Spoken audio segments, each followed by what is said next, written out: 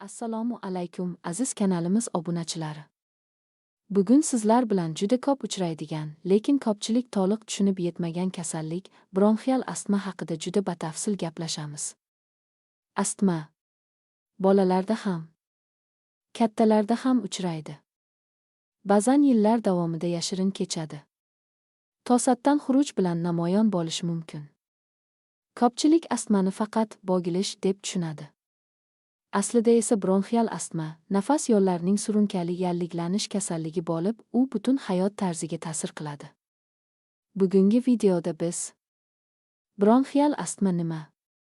U qanday paydo bo'ladi? Belgilari, xuruj qanday kechadi?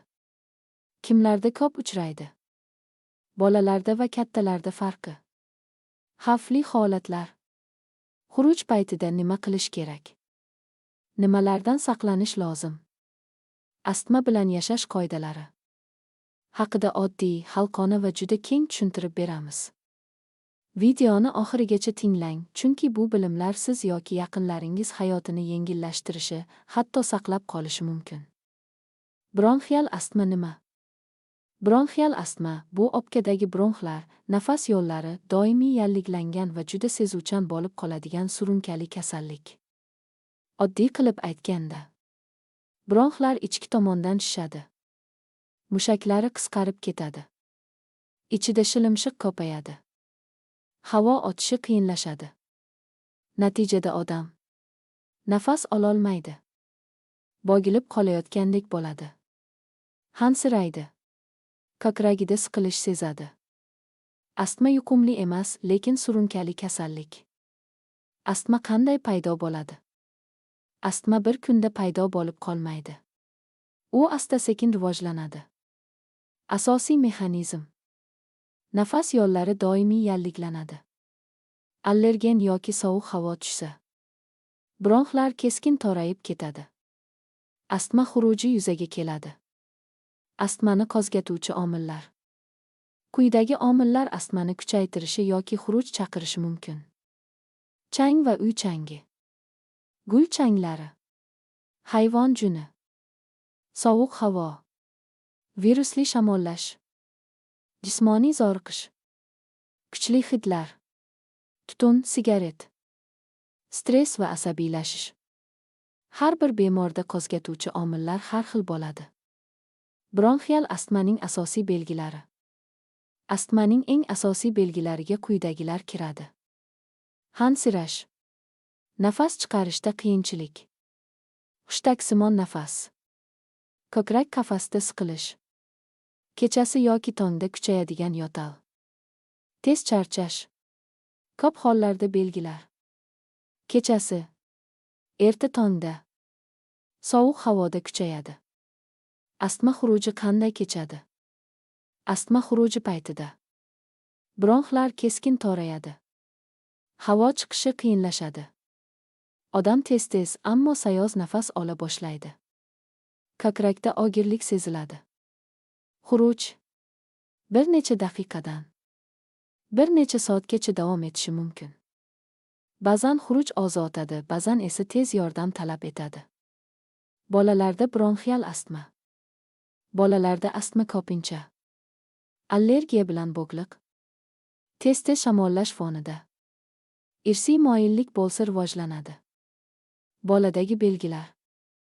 Tez-tez yo'tal. Kechasi bo'gilish. Yugurganda tez hansirash. Tez-tez bronxit bo'lishi. Ko'p bolalarda yosh o'tishi bilan belgilar kamayishi mumkin, ammo nazorat muhim. Kattalarda astma. Kattalarda astma yillar davomida yashirin kechishi mumkin. Chekish fonida og'irlashadi. Kech aniqlansa og'irroq bo'ladi. Astma har qanday yoshda boshlanishi mumkin. Astma qachon xavfli bo'ladi? Quyidagi holatlar juda xavfli hisoblanadi. Xuruj tez-tez takrorlansa. Nafas olish qiyinlashib borsa. Lablar ko'karib ketsa. Gapira olmay qolsa. Inhalator yordam bermasa. Bu holatda darhol tez yordam chaqirish kerak. Astma xuruji paytida nima qilish kerak? Umumiy tavsiyalar. Bemorni tinchlantirish.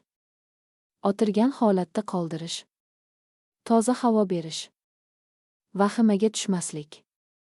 Aniq dori va usullar shifokor ko'rsatmasiga bog'liq. Astma bilan yashash qoidalari. Astma bilan yashayotgan inson qo'zg'atuvchi omillarni bilishi, ulardan imkon qadar saqlanishi, muntazam nazoratda bo'lishi, sog'lom turmush tarziga rioya qilish kerak. Astma bilan to'liq hayot kechirish mumkin agar nazorat bo'lsa. Astma va ovqatlanish. Astma uchun maxsus dieta yo'q, ammo allergiya chaqiradigan mahsulotlardan ehtiyot bo'lish. Sun'iy qo'shimchali ovqatlarni cheklash. Sog'lom ovqatlanish muhim hisoblanadi.